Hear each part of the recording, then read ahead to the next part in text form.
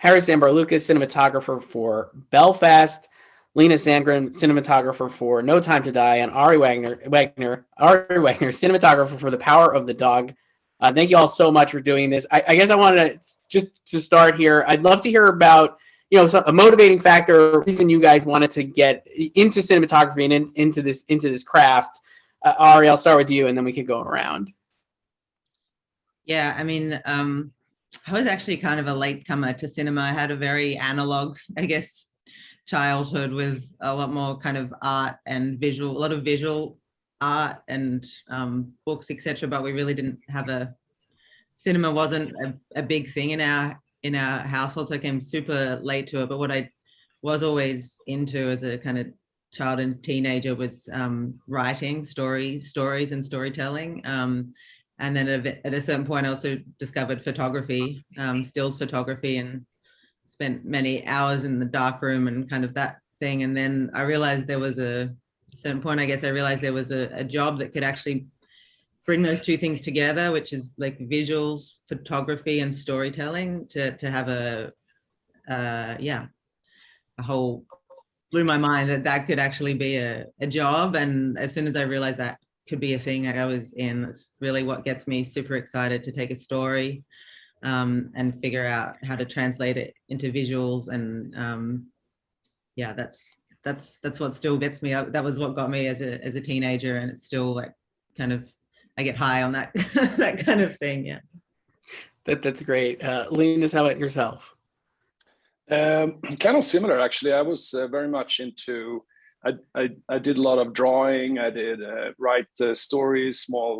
We did some books together with my friends, and I mean like cartoon books or whatever. And we were drawing, and I was also doing like Super 8 short films, lots of experimental small short films as a teenager. I never thought about it as like anything but playing, But then, as I got into high school and stuff, I started to take on like. When we did like projects in science or whatever, I would be the one that would write about it or have a camera, and I had a camera and I photographed, documented our excursions, and I sort of always find a way to work a little more with the visuals and storytelling already.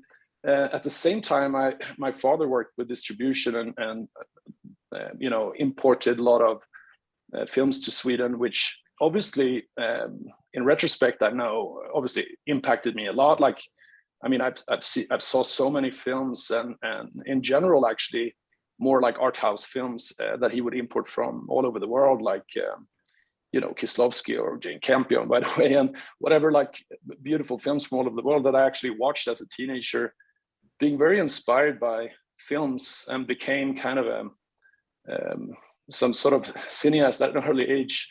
But I didn't think about it, filmmaking as a job. So I was very much into also, biology, science, that kind of stuff. So I was actually, looking for, should I go into like science in a university or art?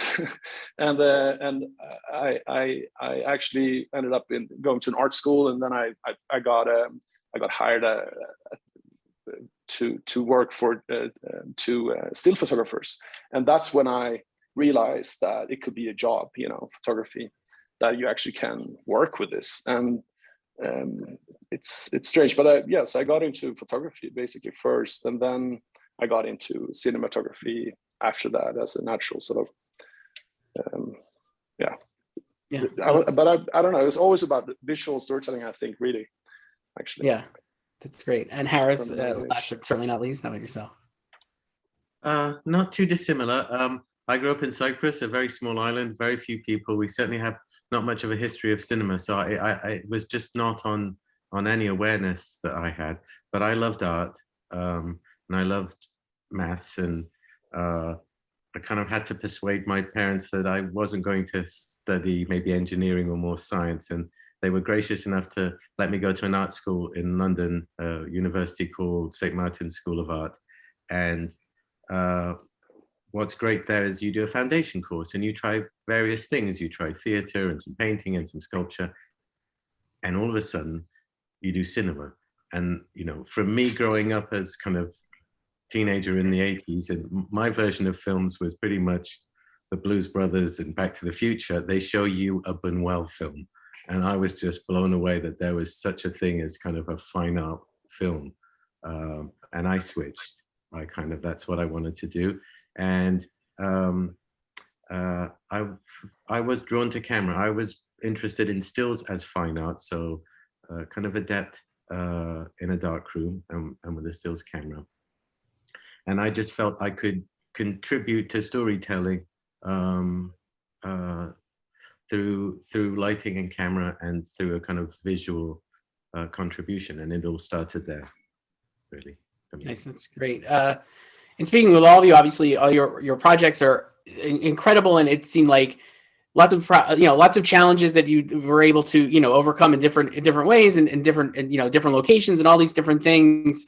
I guess when you were like, was there when you were first starting out in this industry, was there like a piece of advice or you received or anything that you like have carried with you to like get through like a challenging moment in a shoot or just in general, like maybe the best advice you've received on that front?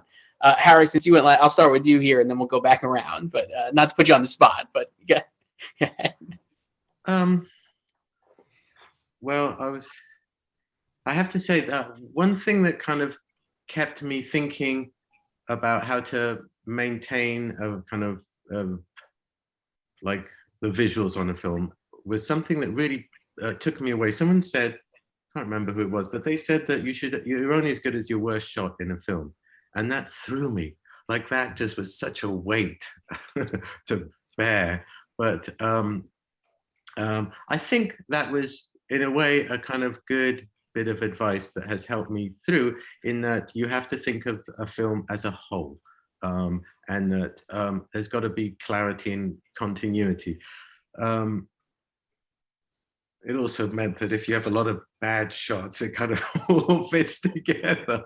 But it helped me, I think, in kind of thinking about things in that way, and that you've got to keep a momentum and you've got to keep a certain set a bar for yourself, and then it's only up to you to fulfill that. It's not for anyone else. Yeah. Linus, how about yourself? One thing I think of is that I worked as an electrician to an amazing gaffer who worked with Sven Nykvist on all his Swedish films, and he was a very simple man. He did everything very simple, and he told me that less is more, basically, in lighting, and that there's only one sun, and that you don't need to overcomplicate things. And I mean, just thinking about an advice that I always carry with me is like, I think about him actually very often, like many times a year when I'm working and I'm like getting into complicated situations and just trying to think like, how can we simplify this? Like that's sort of my goal on when I plan lighting. I find oftentimes I meet like collaborators. I'm on a commercial and I meet a gaffer who would like want to have like this huge package or whatever, and I'm like, I think surprise people a lot of times of how much I actually appreciate to minimize sort of the lighting, and that goes for everything. I think it's kind of a good advice, I think, to think about in filmmaking. No, that's great. And Ari, last but not least, how about yourself? Yeah, it's always a hard question, like the best bit of advice. One thing that comes to mind was it wasn't given to me directly, but was kind of via another young DP at the time, but from Andrew Lesney, who kind of explained to him that there's maybe kind of two categories of director. There's some directors want a facilitator and some will want a collaborator. And you can obviously, maybe either of those is attractive to you, but for me, it's how to kind of find people to work with that really want to collaborate with you. And I guess every director kind of exists on that spectrum of how much they know they want, or that they're really set in, and how much they don't. And maybe both ends of the spectrum are kind of, oh, the pure facilitator is maybe not something that really draws me in, but the pure collaborator is a real, I don't know, it's super attractive. It's just a very different relationship, those two situations. One feels like technician and one feels like artist, and I guess to try and have that at the forefront of your mind before you start a project, to really try and envisage what's this relationship going to be like? How much is this person wanting to kind of be challenged and challenge me, and how to get to something really interesting together. Yeah, that definitely stayed with me as a little tidbit of info. It was really great. Yeah, so before we were recording, you guys were all speaking very highly of each other, and I get the sense that cinematographers are very, there's a great camaraderie amongst the group of all of you in general and in the field. Can you guys, in the last few years, what are some shots or anything that you were like really like, oh, that like is a really special shot? It doesn't have to be your own film or anybody's here. I just was curious of what other stuff you're seeing that you're like, that is a really incredible example of the art form that you were maybe inspired by, or just in general like really appreciated.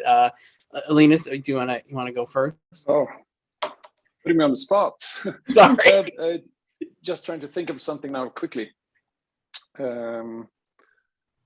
I mean, there's so much. I mean, I agree with you. We all like have a great camaraderie within cinematographers. I think a lot of other departments are maybe not as much, collaborating or appreciating each other.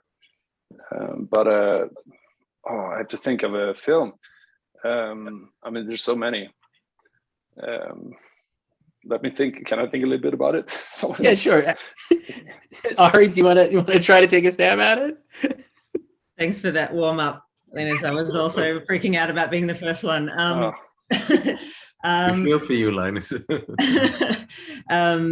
The one I think that comes to mind for me is a film called Stranger by the Lake, shot by Claire Mathon. And I really love her work. I love how she can do night, especially, which is always such a thing for DPs. Like, what does night look like? How do you, I don't know, you've spent every day of your life, you've experienced night, and then somehow you try and recreate it, and it's always kind of not quite right. But she does it so well in that film in particular. And also just their visual approach for that film, the power of a repeated shot in storytelling is so powerful. It really struck me in that film that you can have a shot the same, a shot the same, a shot the same, and then the same shot, but some little thing has changed. And it's just like, I don't know, the human mind is so amazing at picking up those differences, and how repetition can be so useful in storytelling.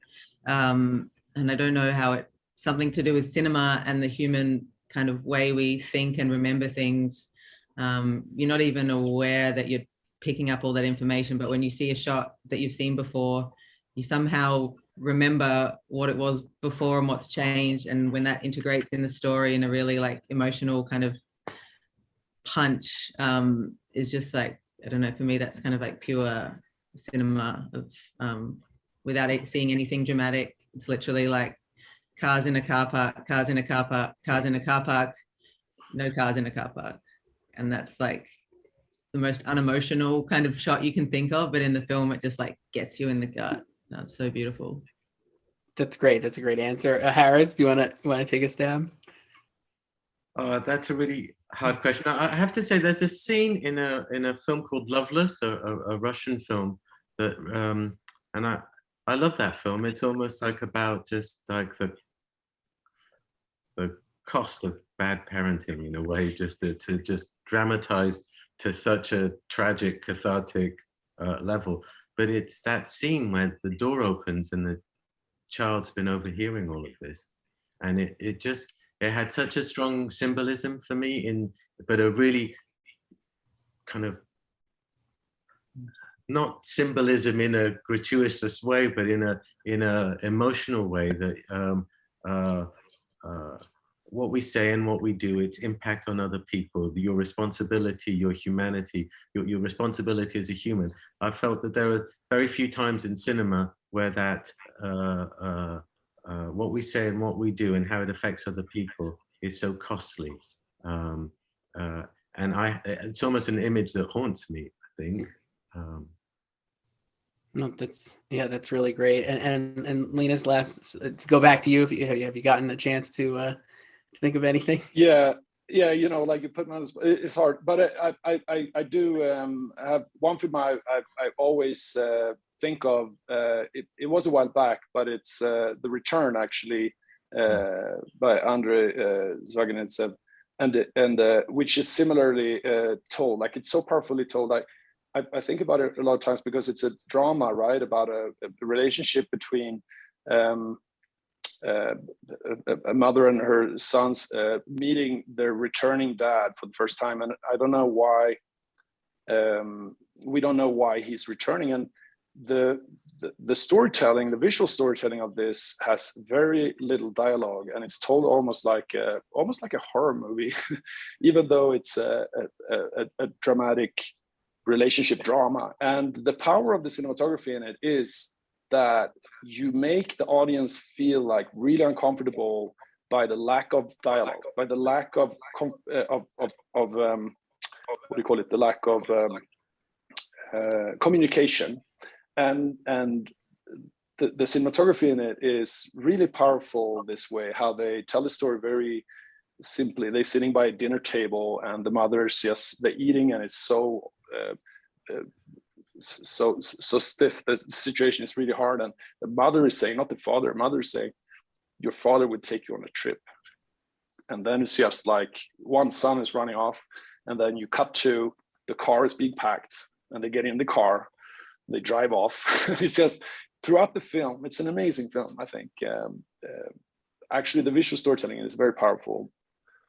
Yeah. But I mean, there's obviously lots of beautiful films that's been done lately, and it's just hard to come up with this quick. I think that's totally fine. That was a great answer. I want to thank all of you. Your films are also wonderful and full of these really incredible images. So it's a pleasure talking about them. Ari Wegner, Power of the Dog, coming theaters in November before it's Netflix on December 1st.